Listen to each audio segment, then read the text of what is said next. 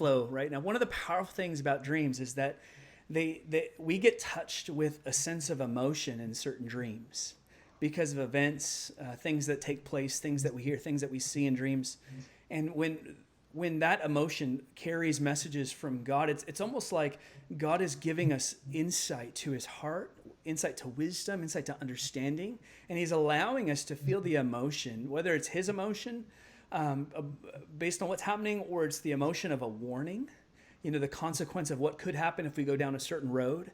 He allows us to experience the emotion, whether negative or positive emotion, connected to what's taking place. And we carry that emotion, and that marks us in a way that just language by itself doesn't, or words by itself doesn't. And that's one of the beautiful things I think about dreams, is when we get touched with emotion and kind of the direction that can point us. Yeah, emotion is like the exclamation point on a dream. And when we have an emotion, it's really the emoji that tells us whether or not the dream is good, bad, from what source it's from. And emotion, when we're dialed into that and we begin to understand that, we'll actually begin to understand whether or not this dream is for me or against me.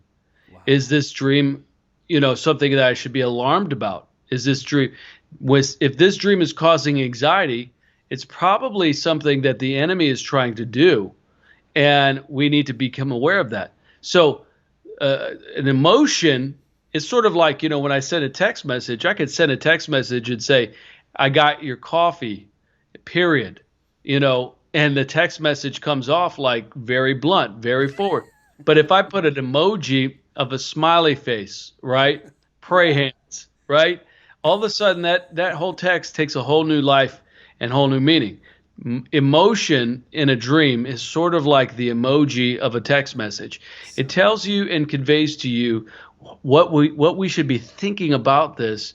What is God's, is this from the Lord, or is it actually from our soul?